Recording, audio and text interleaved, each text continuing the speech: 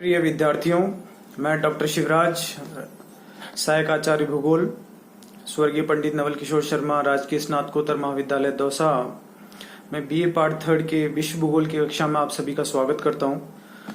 प्रिय विद्यार्थियों, जैसा कि विगत कक्षा में मैंने आपसे कुछ लिखित नोट्स शेयर किए थे जो कि यूरोप की उच्चावच से संबंधित थे। इस कक्षा में हम उन लिखित नोट्स का जो कंटेंट था और यूरोप के उच्चावच के संबंध में डिस्कशन करेंगे। तो जैसा कि आप लोगों से ये चर्चा हुई है कि हमने यूरोप को उच्चावच की दृष्टि से 3 भागों में बांटा। 3 भागों में कौन से? उत्तर के पर्वतीय प्रदेश, मध्य का मध्यवर्ती मैदानी प्रदेश और दक्षिण के पर्वतीय प्रदेश। इस तरह मैंने आपको यूरोप के उच्चावच में 3 भाग बताए।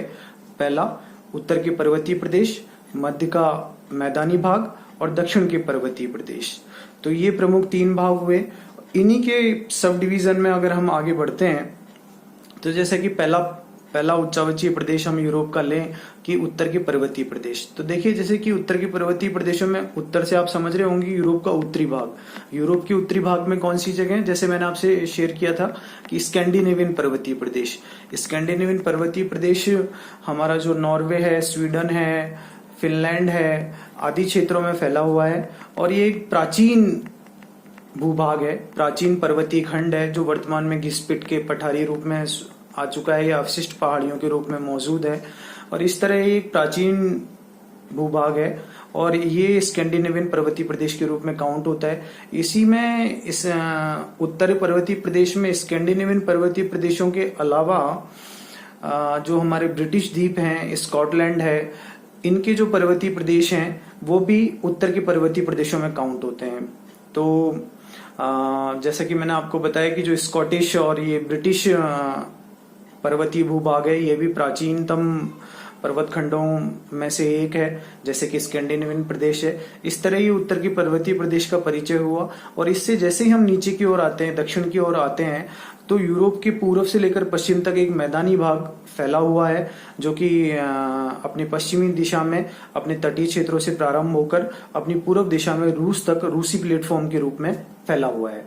इस मैदानी प्रदेश की विशेषता ये है कि ये अपने पश्चिमी दिशा में अपने समुद्री उतार चढ़ावों से निर्मित है, एक अपर्दित भूभाग है और जबकि मध्य और पूर्वी भागों में अनेक नदियों के जलोढ़ निक्षेपों से इस मैदान का निर्माण हुआ है। नदियों की अगर हम बात करें तो जैसा कि आपको ध्यान है कि यूरोप के पूर्वी भाग में जो हमारी वोल्गा और यूराल नदियां हैं वो सीधे कैस्पियन सी की ओर जा रही हैं। इसके अतिरिक्त जो डॉन नदी है वो काला सागर में आ रही है।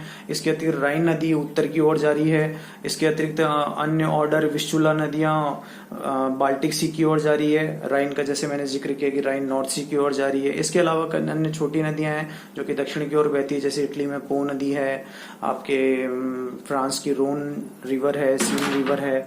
तो इस तरह ये नदियां मैदानी भागों का निर्माण करती है।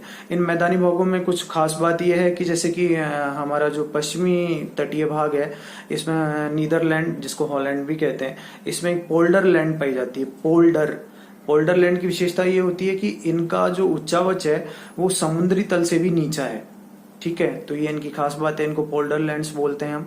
इसी तरह एक खास बात है जो हमारा पूर्व में जिक्र किया हुआ स्कैंडिनेवियन प्रदेश है, उसमें क्या होता है कि जो तटीय भाग थे वो किसी समय में जो हमारे हिमखंड होते हैं, हिमावरण होते हैं, उनसे घिसपिट कर कटफट कर वर्तमान में समुद्री जल द्वारा भर दिए गए हैं। ऐसे तटों को हम कहते हैं फियोर्ड तट। फियोर्ड मैंने आपसे अपने लिखित नोट्स में इनको जिक्र किया होगा।